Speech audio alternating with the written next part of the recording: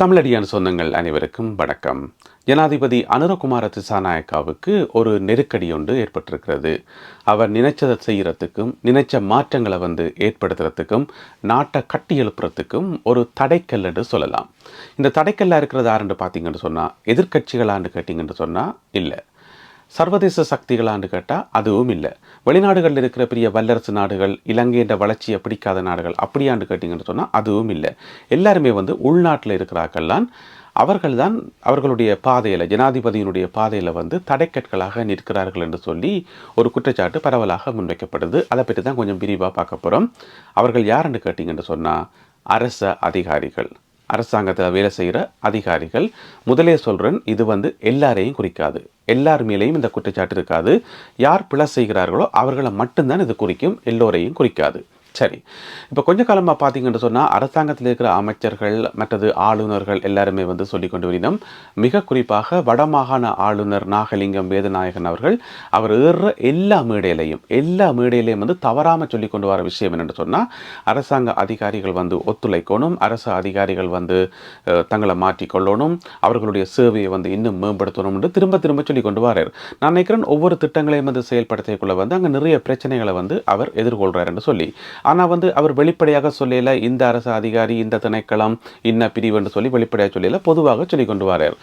அதே நேரம் அமைச்சர் ஒரு ஆளும் இந்த கருத்தை சொல்லியிருக்கார். அந்த அமைச்சர் யாருன்னு பார்த்தீங்கன்னு சொன்னால் சுனில் ஹந்துனெட்டி, அதாவது கைத்தொழில் மற்றும் கைத்தொழில் முயற்சி அமைச்சர் சுனில் ஹந்துனெட்டி என்ன சொல்லியிருக்கார் என்று சொன்னால், நாட்டை முன்னேற்ற பாதையில் தடைக்கற்களாக இருக்கிறது அரசு அதிகாரிகள். அவர்கள் புதிய அரசாங்கத்துக்கு ஒத்துழைப்பு கொடுக்கணும் இல்லை, ஒரு திட்டத்தை செயல்படுத்துறதுக்கு நாங்கள் நிறைய மல்லு கட்ட வேண்டி கிடக்குது. ஒவ்வொரு விஷயத்தையும் அமுல்படுத்துறதுக்கு, ஒரு வர்த்தமானி அறிவித்தலை நடைமுறைப்படுத்துறதுக்கு நாங்கள் இவர்களோட போராட வேண்டி கிடக்குது. இவியல் யாருமே ஒத்துழைப்பு வழங்குறதுக்கு தயாராக இருக்கணும் இல்லை. பழைய அரசாங்கத்தில் என்ன மாதிரி இவியல் செயல்பட்டுச்சினமோ அதே மாதிரி தான் இப்போ இவியல் செயல்படினோம். பழைய அரசாங்கத்தினுடைய நினைப்பில் தான் இருக்கணும். எனவே இவியலை வச்சுக்கொண்டு நாட்டை முன்னேற்றுறது, நாட்டை புதிய பாதையில் கொண்டு போகிறது தங்களுக்கு பெரிய ஒரு சவாலாக இருக்குன்னு சொல்லி அமைச்சரே சொல்லியிருக்கார். இது மாதிரி பல்வேறு மட்டங்களில் அரசாங்க தரப்பிலிருந்து இந்த குற்றச்சாட்டு தொடர்ந்து வைக்கப்பட்டு கொண்டே வருது. அப்போ என்னதான் நடக்குது? பொதுமக்களாகிய நாங்கள் என்னத்தை தெரிஞ்சு கொள்ளணும் என்று பார்த்தோம் என்று சொன்னால், இலங்கையில் கடந்த 75 வருஷமாக இருந்தது ஒரே சிஸ்டம் தான், ஒரே மாதிரி தான். நாட்டில் இந்த பிரிவினவாதம் கரைச்சி கொண்டு அரசியல்வாதிகள் இனவாதம் பிரிவினவாதம் என்று சொல்லி நாட்டில் இல்லாத பொல்லாத பிரச்சனைகளை உருவாக்கி கொண்டு நாட்டில் ஆட்சி செய்த அரசாங்கங்கள், அரசியல்வாதிகள் எல்லாருமே ஒரு பக்கத்தில் இனங்களுக்கு இடையில பிரச்சனைகளை ஏற்படுத்தி அது ஒரு பெரிய பூதாகரமாக மேலொரு படத்தை காட்டி கொண்டிருக்கும் போது, கீழே பார்த்தீங்கன்னு சொன்னால் அரசு அதிகாரிகள் கடந்த 75 வருஷமாகவே லஞ்சம் ஊழல் இதில் எல்லாத்தையும் நல்லா ஊறி திளைச்ச அரசு அதிகாரிகளும் அரசு நிறுவனங்களும் அரசு சேவைகளும். ஆனால் ஏன் அது வெளியில் வராமல் இருந்துன்னு சொன்னால், மேலே யுத்தம் நடந்தது, யுத்தம் சம்பந்தப்பட்ட பிரச்சனைகள், இனப்பிரச்சனை என்று சொல்லி அப்போ மேலொரு பெரிய கோட்டை கீறி போட்டு கீழே அந்த கோட்டை சின்ன கோடு மாதிரி காட்டிட்டோம். ஆனால் அது பெரிய பிரச்சனை, மக்களுடைய வாழ்க்கையை டே டு டே லைஃப்பில் அன்றாட வாழ்க்கையில் பயங்கரமாக பாதித்த பிரச்சனை இந்த அரசு சேவைகள் சரியான முறையில் இயங்காது தான். ஆனால் அதை மூடி மறைச்சது இந்த இனப்பிரச்சனையும் மேல நாட்டில் நடந்த யுத்தங்களும், அதுவும் அரசியல்வாதிகள் தான். எனவே கீழே லஞ்ச ஊழல் செய்து காசு அடிக்கிறது அரசியல்வாதிகள் தான், அதை மூடி மறைக்கிறதுக்கு மேலே இனப்பிரச்சனையை கிளப்பி விட்டதும் அரசியல்வாதிகள் தான். எனவே எல்லாருமா சேர்ந்து சுருக்கமாக சொல்ல போனால் நாட்டை கடந்த 75 வருஷமாக கொள்ளையடிச்சு சூறையாடி மக்களை ஏமாற்றி மக்களை நிம்மதியாக வாழ விடாமல், மக்களுக்கு ஒரு உயர்ந்த வாழ்க்கை தரம் கொடுக்காமல் இப்படியாக இலங்கை தீவினுடைய கடந்த கால வரலாறு இருந்தது. அப்போ புதிய அரசாங்கம் மாற்றத்தை கொண்டு வரைக்குள்ள நிறைய மாற்றங்களை கொண்டு வரினோம். முதலாவது தங்களுக்குள்ளேயே மாற்றங்களை கொண்டு வரினோம். தாங்கள் எளிமையாக இருக்கிறது, செலவுகளை கட்டுப்படுத்துறது, எவ்வளவுக்கு மக்களோட மக்களாக நெருங்கி போக முடியும், எவ்வளவுக்கு மக்களுக்கு சமமானவர்கள் என்றதை காட்டணும் என்று சொல்லி அரசாங்கம் ஒரு பக்கத்தால் தங்களுக்குள்ள முயற்சிகள் எடுத்துக்கொண்டு வருது. அதே நேரம் இந்த அரசு திணைக்களங்களையும் அரசு அதிகாரிகளையும் மாற்ற வெளிக்கிடைக்குள்ள அங்கே நிறைய பிரச்சனை வருது. இவியல் மாற தயாராக இல்லை. நீண்ட காலமாக லஞ்ச ஊழலுக்கு திளைச்சு நிறைய காசு எடுத்து பொக்கெட்டுக்குள்ள ரப்பி கொண்டு வந்தாக்கல திடீரென்று அதை கைவிட சொன்னால் அப்படி கைவிடுறது. நீண்ட காலமாக மக்களுடைய காசை கொள்ளையடிச்சு லக்ஸரி வாகனங்களில் பயணிச்சதாக்கல திடீரென்று உனக்கு லக்ஸரி வாகனம் இல்லை, நீ சாதாரணமாக தான் போகணும் என்று சொன்னால் எப்படி அவர்கள் ஏற்றுக்கொள்வார்கள்? நீண்ட காலமாக பெரிய போலீஸ் பாதுகாப்பு அப்படி இப்படி என்று சொல்லி பந்தாவா திரிஞ்சாக்களுக்கு திடீரென்று பாதுகாப்பாக குறைக்கக்குள்ள ஏற்றுக்கொள்ள மாட்டினோம். அரசு அதிகாரிகள் ஒரு மருத்துவமனையோ அல்லது அரசு திணைக்களங்களுக்கோ போய்க்குள்ள வந்து பொதுமக்களோட வந்து வல்வல் பாய்கிறது அல்லது வந்து எடுத்தறிஞ்சு கதைக்கிறது, திமிர்த்தனமாக கதைக்கிறது, நாங்கள் வச்சதான் சட்டம் என்று கதைக்கிறது, இப்படியே பழக்கப்பட்ட ஒரு ஆக்களை வந்து திடீரென்று வந்து இல்லை நீ வந்து சிரித்து வரவேற்கணும், அவர்களுக்கு வந்து சேவை செய்யணும், ஒரு புன்னகை பூத்த முகத்தோட மக்களை வந்து அணுகணும் என்று சொன்னால் எப்படி அணுகுவினம் நான் முதலே சொன்ன மாதிரி இது எல்லாரையும் குறிக்காது. யார் யார் பிளவுடினமோ அவையில் மட்டும்தான் குறிக்கும். எனவே அரசாங்கம் வந்து இப்போ இதை வெளிப்படையாகவே சொல்ல ஆரம்பிச்சிருக்குது. அரசு அதிகாரிகளுடைய போக்கை வச்சுக்கொண்டு இவர்களை வச்சுக்கொண்டு நாட்டை மாற்றுறது வந்து கஷ்டம் என்று சொல்லி இப்போ எங்களுக்கு ஒரு கேள்வி கொண்டு வருது. அப்படின்னு சொன்னால் இந்த அரசாங்கத்துக்கும் அரசாங்க திணைக்களங்கள் அதில் வேலை செய்கிற அதிகாரிகளுக்கும் இடையில வந்து ஒரு முட்டுப்பாடு வந்து ஒரு பெரிய பிளவு வருமானு பார்த்தோம் என்று சொன்னால் அப்படி வாரத்துக்கான வாய்ப்பு இல்லை. அந்த அளவுக்குலாம் அரசாங்கம் போக விடாது, அவ்வளவுக்கு வியல் பவர் இல்லை. இருந்தாலும் உடவில மாத்துறது வந்து கஷ்டம். ஒரு வர்த்தமானி அறிவித்தலை வெளியிட்டா அதை உடனே நடைமுறைப்படுத்துறதுக்கு பின்னடிக்கணுமா. ஒரு வரியை வந்து அறவீடு செய்யணும் என்று சொல்லி அரசாங்கம் சட்டம் போடும்போது அந்த வரியை வந்து அறவீடு செய்யறதுக்கு அரசு அதிகாரிகளோட முட்டுப்பட வேண்டி கிடக்கு. பொதுமக்களோட இல்ல அரசு அதிகாரிகளோட முட்டுப்பட வேண்டி கிடக்கும். அதே மாதிரி சுகாதார சேவையில வந்து ஒரு மாற்றத்தை கொண்டு வரணும் என்று சொல்லும் போது அங்கேயும் அதிகாரிகளோட முட்டுப்பட வேண்டி இருக்காம் என்று சொல்லி அமைச்சர் சுனில் ஹந்தினட்டி அவர்கள் சொல்லியிருக்கிறார். அப்ப பொதுமக்களாகிய நாங்கள் இதுக்கு என்ன செய்யறது? நாங்கள் இதை வந்து வட்டிவா விளங்கிக் கொள்ளணும், அக்குவர் ஆணிவரா விளங்கிக் கொள்ளணும்.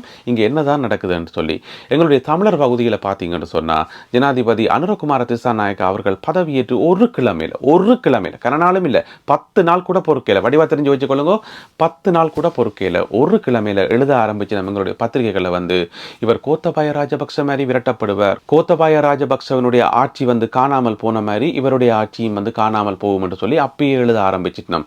அப்ப ஜனாதிபதி அனுரகுமார திசாநாயக்க ஆட்சிக்கு வந்தது எங்களுடைய தமிழ் ஊடக பரப்பில் பொதுவாக பார்த்திக்கொண்டு அவைக்கு விருப்பம் இல்லை. அவை வந்து இந்த ஆட்சியை எப்படி கலைக்கலாம் தான் பார்த்து பினம். ஏனென்று சொன்னால் சஜித் பிரேமதாசா வந்தாலோ அல்லது ரணில் விக்ரமசிங்க வந்தாலோ ஒரு பிரச்சனையும் இல்லை. லக்ஸரி வாகனங்களை போகலாம், நீங்க நெச்சதை செய்யலாம், நெச்சா ஆக்களை வேலைக்கு வைக்கலாம், அவைக்கு சம்பளம் கொடுக்காம இருக்கலாம், என்னென்றாலும் செய்யலாம், நோயாளிகள் மேல வல்வல் என்று பாயலாம், என்னவும் செய்யலாம், யாரும் கேட்க போறது இல்லை. ஓம்தானே நிறைய லஞ்ச ஊழல் செய்து பொக்கெட் என்றப்பெல்லாம் ஒரு பிரச்சனையுமே இல்லை. வார திட்டங்களுக்குரிய காசை வந்து திருப்பி அனுப்பலாம், அதில் வந்து லஞ்ச ஊழல் செய்யலாம், எல்லாம் செய்யலாம், ஒரு பிரச்சனையும் இல்லை. கேட்பார் மேய்ப்பார் கிடையாது. அதுலேயும் ரணிலை விட சஜித் வந்திருந்தா இன்னும் வசதி. தானே. எனவே வந்து இப்போ வேண்ட பிரதானமான கவலை வந்து அவை 2 பேரும் ஜனாதிபதியாக வராமல் அனுரகுமார திசாநாயக்க ஜனாதிபதியாக வந்தது. நாங்கள் இதை இன்னும் ஒரு விதமாக விளங்கிக் கொள்வோம். எங்களுடைய தமிழ் பரப்பில் வந்து இன்னும் ஒரு விதமாக நாங்கள் விளங்கிக் கொள்ளலாம். என்னென்னு சொன்னால் இப்போ டாக்டர் அர்ச்சுனா ராமநாதன் அவர்கள் வந்து அவர் எடுத்த நடவடிக்கைகள், அவர் வந்து செய்ய முற்பட்ட நடவடிக்கைகளை பார்த்தீங்கன்னு சொன்னால் அது வந்து ஜனாதிபதி அனுரகுமார திசாநாயக்க அவர்களுடைய செயல்பாட்டுக்கு வந்து சிமிலராக இருக்கும், ஒத்ததாக இருக்கும். அவர் அந்த கட்சியில் இல்லாட்டியும் கூட சுயேட்சையாக இருந்தாலும் கூட நடவடிக்கைகள் வந்து ஒரே மாதிரி இருக்கும். ஆனால் டாக்டர் அர்ச்சுனா ராமநாதன் அவர்களுக்கு எங்களுடைய தமிழ் பரப்பிலிருந்து எவ்வளவு எதிர்ப்புகள் கொடுக்கப்படுது யோசிச்சு பாருங்க. இவ்வளவு எதிர்ப்புகள், அதிலேயும் ஊடகங்கள் மத்தியில் பார்த்தீங்கன்னு சொன்னா ஆதரவே இல்லை. கிட்டத்தட்ட 98 விதமான தமிழ் ஊடகங்கள் வந்து ஆதரவே இல்லை டாக்டருக்கு. டாக்டர் சம்பந்தமான செய்திகளை போடுறேல, அவர் எடுக்கிற நல்ல முயற்சிகளை வந்து சொல்றேல, அவரை பாராட்டையில, அவரை பேட்டி எடுக்கிறேல, வேற தரப்பை வந்து பேட்டி எடுப்பீங்கள். தானே காலையில் ஒரு பேட்டி, மத்தியானம் ஒரு பேட்டி, இரவு ஒரு பேட்டி எடுக்கிறீங்கள். ஆனா டாக்டர் அர்ச்சுனா ராமநாதன் வந்து பேட்டி எடுக்க மாட்டீங்க, அவருடைய கருத்தை வந்து கேட்க மாட்டீங்கள், மூடி மறைச்சு கொண்டே வாரீங்கள். அப்ப எங்களுக்கு என்ன விளங்குது என்று சொன்னா டாக்டர் அர்ச்சுனா ராமநாதன் அவர்களுக்கு அடிக்கிற ஒவ்வொரு அடியும் வந்து அது கிட்டத்தட்ட ஜனாதிபதி அனுரகுமார திசாநாயக்க அடிக்கிற மாதிரி தான். ஏன்னு சொன்னா நேரடியாக அனுரகுமார திசாநாயக்காவுக்கு எதிராக சொன்னா பிரச்சனை, ஜனாதிபதியை வந்து விமர்சிக்கிறதாண்டி போட்டு அவரை மாதிரியே இருக்கக்கூடிய இன்னும் ஒரு ஆள் அல்லது அவற்றை கொள்கையை முன்னெடுக்கக்கூடிய இன்னும் ஒரு ஆள் ஆரண்டு பார்த்தா டாக்டர் அர்ச்சுனா ராமநாதன் அவரை போட்டு அடி என்ன அடிப்போம் என்று சொல்றதுக்கு காரணம் வந்து நாங்கள் யோசிச்சு பார்த்தோம் என்று சொன்னா இப்ப டாக்டர் அர்ச்சுனா ராமநாதன் அவர்களுக்கும் ஒரு சில ஊடகங்களுக்கும் இடையில வந்து நேரடியாக முட்டுப்பாடு வந்தது. அப்ப டாக்டரும் அந்த ஊடகங்களுடைய பெயரை குறிப்பிட்டு அவர் தன்னுடைய கருத்துக்களை சொல்லியிருந்தவர். அந்த ஊடகங்களையும் வந்து டாக்டருடைய பெயரை குறிப்பிட்டு சொல்லினோம். சரி, நாங்கள் இந்த 2 பேருக்கும் இடையில பிரச்சனையை வந்து நாங்கள் ஒரு ஓரமாக தூக்கி வைப்போம் என்று சொன்னா அது 2 பேரும் நேரடியாக மோதிக்கொள்ற பிரச்சனை. மற்ற ஊடகங்களுக்கு என்ன பிரச்சனை, ஏனைய பத்திரிகைகளுக்கு என்ன பிரச்சனை? டாக்டர் யாராவது சண்டை பிடிச்சவர், யாரையாவது ஒரு பேரை குறிப்பிட்டு சொன்னவரா? இல்லை. ஆனா இங்க பாத்தீங்கன்னு சொன்னா எல்லாரும் சேர்ந்து வந்து அடிக்கிறதுக்கு காரணம் இங்க இருக்கிற லஞ்ச ஊழல் தான். டாக்டர் அர்ச்சுனா ராமநாதன் அவர்கள் லஞ்ச ஊழலை கையில் எடுக்காமல் வேறொரு பிரச்சனையை கையில் எடுத்திருந்து வேறொரு பிரச்சனையை பற்றி காய்ச்சிருந்தா எல்லாரும் போற்றி புகழ்ந்து எங்களுடைய மண்ணின் மைந்தன், வருங்கால தலைவன், அப்படி இப்படின்னு சொல்லி போற்றி புகழ்ந்திருப்பினோம். லஞ்ச ஊழலை கையில் எடுத்தபடியால தான் இப்ப பிரச்சனை. அவ்வளோ பத்திரிகைகளும் எதிர்க்கிறதுக்கு காரணம், அவ்வளோ பத்திரிகைகளும் ஊடகங்களும் வந்து இந்த அரசு திணைக்களங்கள், அரசு அதிகாரிகள், அந்த அவையவியலோடு எல்லாம் கனெக்டட் தான், எல்லாரும் ஒன்று தான், ஒரே மாஃபியா கும்பல் தான். இவருக்கு அவியல் சப்போர்ட் பண்றது, அவைக்கு வந்து இவியல் சப்போர்ட் சப்போர்ட் பண்ணுறது, அவையண்ட முதுகை வந்து இவைய சொரிஞ்சு விடுறது, இவையண்ட முதுகை வந்து அவைய சொரிஞ்சு விடுறது, எல்லாருமே வந்து சுருக்கமாக சொல்ல போனால் அந்த வார்த்தையை சொல்லவே ஒரு மாதிரி கிடக்கு, கூட்டு களவாணிகள். அதுதான் உண்மை. கூட்டு களவாணிகள் இப்படி சேர்ந்திருந்து செய்கிறபடியாக தான் லஞ்ச ஊழலை தட்டி கேட்கக்குள்ள வந்து அது ஒரு பெரிய பிரச்சனையாக மாறுது. அதனால தான் டாக்டர் அவர்கள் இவ்வளவு விமர்சிக்கப்படுறார். எனவே டாக்டர் மேல அடிக்கிற ஒவ்வொரு அடியும் அது நேரடியாக ஜனாதிபதி அனுரகுமார திசாநாயக்க அவர்களுக்கு மேல அடிக்கிற அடிதான். ஏன்னு சொன்னா 2 பேருமே கையில் எடுத்துக்கிறது வந்து லஞ்ச ஊழல் தான். எங்களுடைய அரசியல்வாதிகள் என்ன செய்யணும், காலங்காலமாக வடக்கு கிழக்கு பிரச்சனை, இன பிரச்சனை என்று சொல்லி எங்கிற அந்த பிரச்சனையே மட்டுமே கைச்சொன்றுப்பினம். அது மிக மிக முக்கியமானது, கதைக்கப்பட வேண்டிய பிரச்சனை, அதில் மாற்று கருத்துக்கு இடமே இல்லை. ஆனா எங்களுடைய அரசியல்வாதிகள் டெக்னிக்கா வந்து அதை மட்டுமே கதைச்சு கொண்டு அதை மட்டுமே ஊதி ஊதி பெருப்பிச்சு கொண்டு எங்களுடைய மக்களை வந்து அங்க அண்ணாந்து பார்க்க வச்சு போட்டு இங்க கீழே வந்து இருக்கிறது எல்லாத்தையும் சுருட்டி எல்லா லஞ்ச ஊழல் எல்லாம் செய்து மக்களை ஏமாத்தி ஒரு சுகமான வாழ்க்கை வாழ்ந்து கொண்டிருந்தவை. எனவே அரசு அதிகாரிகள் பிளவிட்டதுக்கும் அந்த பிழைகள் வந்து வெளியில பெரிய அளவில் வராததுக்கும் அந்த பிழைகள் வந்து ஊடகங்கள்ல வராம இருக்கிறதுக்கும் ஒவ்வொரு திணைக்களங்களில் நடக்கிற ரகசியங்கள் அங்க நடக்கிற ஊழல்கள் வந்து பத்திரிகைகள்ல வராம இருக்கிறதுக்கும் அதுக்கு மிக முக்கியமான காரணம் எங்களுடைய அரசியல்வாதிகள் எல்லாத்துக்குமே வந்து வெள்ளை பெயிண்ட் அடிச்சு எல்லாத்தையும் மூடி மறைச்சு பூசி மொழுகி நாட்டில் இருக்கிற பிரச்சனையை வந்து பெரிய பிரச்சனையாக்கி இங்க எல்லாத்தையும் வந்து மூடி மறைச்சதான் ஓம் தானே. எனவே வந்து அன்பான மக்களை நாங்கள் விளங்கிக் கொள்ளணும். எங்களுக்கு இனப்பிரச்சனைக்கு தீர்வு வேணுமா, கட்டாயம் வேணும். அதுக்காக எங்களுடைய அரசியல்வாதிகள் குரல் கொடுக்கணுமா, கட்டாயம் கொடுக்கணும். அதுல மாற்று கருத்து இல்லை. ஆனா அதே நேரம் வந்து எங்களுடைய அன்றாட வாழ்க்கையை பாதிக்கிற இந்த லஞ்ச ஊழல் இதுக்கு எதிராக நாங்கள் போராட வேண்டி கிடக்கு. ஒரு போராட்டத்தை முன்னெடுக்கிறோம்ன்றதுக்காக இன்னும் ஒரு போராட்டத்தை வந்து கைவிடணும் சொல்லி எந்த விதமான அவசியமும் இல்லை.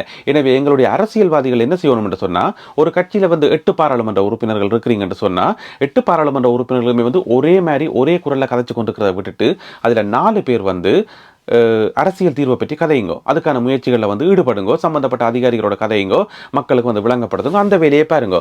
மிச்ச 4 பேரும் இந்த லஞ்ச ஊழலுக்கு எதிராக போராடுங்கோ. ஏன் அப்படி செய்யக்கூடாது? ஒரு கட்சி என்று சொன்னால் ஒரு வேலையை மட்டும் தான் நீங்கள் செய்வீங்களா? இல்லை. அதே மாதிரி இருக்கிற எல்லா கட்சிகளும் உங்களுக்குள்ள வந்து குழுக்களை உருவாக்கி ஒரு குழு வந்து அரசியல் பிரச்சனை சம்பந்தமாக கதைக்கட்டும், மற்ற குழு வந்து நாட்டில் மக்களை பாதிக்கிற பிரச்சனையை பற்றி கதைக்கட்டும். எங்களுடைய அரசு அதிகாரிகள் செய்கிற லஞ்ச ஊழல்கள் திணைக்களங்களில் நடக்கிற முறைகேடுகள் அதுகளை வந்து வெளியில் கொண்டுரட்டும். ஏன் அப்படி செய்யக்கூடாது? அதே மாதிரி பார்த்தீங்கன்னு சொன்னால் எதிர்காலத்தில் வந்து நீங்கள் யாராவது அரசியலில் ஈடுபடணும் என்ற எண்ணம் இருந்தால், எங்களுடைய இளைஞர் யுவதிகள் உங்களுக்கு அரசியலில் ஈடுபடணும் என்ற எண்ணம் இருந்தால் இப்பயே சொல்லி வைக்கிறேன், நீங்கள் வந்து காணாமல் போனவருடைய பிரச்சனை எங்களுடைய அரசியல் பிரச்சனை என்று சொல்லி அந்த பொதுவான பிரச்சனைகளை காட்சிங்க சொன்னால் உங்களுக்கு எந்த விதமான பிரச்சனையுமே இல்லை. மாறாக நீங்களும் வந்து லஞ்ச ஊழல் என்று கதைப்பீங்களாக இருந்தால், அதாவது டாக்டர் அர்ஜுனா மாதிரி நீங்கள் லஞ்ச ஊழலை பற்றி கதைப்பீங்களா இருந்தால் நீங்கள் கடுமையாக விமர்சிக்கப்படுவீர்கள், கடுமையாக வந்து தூத்தி கட்டப்படுவீர்கள், கடுமையாக வந்து கேவலமாக வந்து சமூக வலைத்தளங்களில் வந்து வர்ணிக்கப்படுவீர்கள், விமர்சிக்கப்படுவீர்கள். உங்களை பற்றி எல்லாரும் திட்டிக் கொண்டு திரிவினம். ஏனென்று சொன்னா எல்லாருக்குமே வந்து இந்த லஞ்ச ஊழல் தேவை. பொக்கெட்டுக்குள்ள வந்து விழுற காசை வந்து தடப்பட்டு யாராவது சும்மா இருப்பாங்களா? தானே. அதுவும் வந்து எந்த வேலையும் செய்யாமல் சும்மா இருந்தோன்னு காசாக வந்து விழும்போது பொக்கெட்டுக்குள்ள அதை யாராவது வேண்டாம் என்று சொல்லுவாங்களா? அதை யாராவது ஏற்றுக்கொள்வாங்களா? அது தடப்படைக்குள்ள அதுதான் நடக்குது. எனவே அரசாங்கம் வந்து வெளிப்படையாக இப்போ குற்றஞ்சாட்டுது, தங்களுடைய கொள்கைகளை முன்னெடுக்கிறதுக்கு தங்களுடைய மாற்றங்களை கொண்டு வரத்துக்கு அரசு அதிகாரிகள் வந்து முட்டுக்கட்டை அறிக்கணும் என்று சொல்லி. எனவே பொதுமக்களாகிய நாங்கள் சிந்திக்கணும், இங்கே என்ன நடக்குது, எங்களை சுற்றி என்னதான் நடக்குது என்று சொல்லி. அமைச்சர் சுனில் ஹந்தினட்டி வந்து இன்னொரு விஷயம் சொல்லியிருக்கார், நாங்கள் இந்த அரசு அதிகாரிகளை வந்து மாற்றுறதுக்கு வந்து முயற்சி செய்வோம், அப்படி அவர்கள் மாறல் என்று சொன்னால் நாங்கள் அவர்களை மாற்றுவோம் என்று சொல்லி ஆணித்தரமாக சொல்லியிருக்கார். எவ்வளோ காலத்துக்கு வந்து அரசாங்கத்துக்கு எதிராக வந்து நீங்கள் செய்ய போறீங்க? எவ்வளோ காலத்துக்கு வந்து வர்த்தமானி அமுல்படுத்த மாட்டேன், வரியை அறவிட மாட்டேன், அது செய்ய மாட்டேன், இது செய்ய மாட்டேன்னு சொல்லுவீங்கள்? பிரயோசனம் இல்லையேன்னு. எனவே வந்து அரசு அதிகாரிகள் எல்லாரும் விளங்கிக் கொள்ள வேண்டிய விஷயம், நான் திரும்பவும் சொல்கிறேன், இது எல்லாரையும் குறிக்காது, பல செய்கிறாக்களை மட்டும்தான் குறிக்கும். எனவே நீங்கள் தெரிஞ்சு கொள்ள வேண்டிய விஷயம் என்னென்னு சொன்னால், நாட்டில் வந்து ஜனாதிபதி ரணில் விக்ரமசிங்க கிடையாது, நாட்டினுடைய ஜனாதிபதி சஜித் பிரேமதாசா கிடையாது, ஆட்சி மாறிவிட்டது, எல்லாமே வந்து மாறிட்டது. அதை விட மிக மிக மிக முக்கியம் வந்து பொதுமக்கள் வந்து விழித்தெழுந்து விட்டார்கள். பொதுமக்களுக்கு நல்ல வடிவா தெரியும் இங்க என்ன பிரச்சனை நடக்குது, என்னென்ன பிரச்சனை வந்து எப்படி மூடி மறைக்கப்படுது, எந்த பிரச்சனை வந்து ஊதி ஊதி பெருப்பிக்கப்படுது, ஏன் பத்திரிகைகள் எல்லாம் வந்து கங்கணம் கட்டி கொண்டு நிற்கணும், ஏன் இப்படி எல்லாம் நடக்குதுன்னு சொல்லி எல்லாம் பொதுமக்களுக்கு தெரியும். எனவே அன்பான அரசு அதிகாரிகளே, மக்களுக்கு வந்து நல்ல சேவை செய்கிறது மட்டும்தான் உங்களுக்கு முன்னால் இருக்கிற ஒரே ஒரு தெரிவு.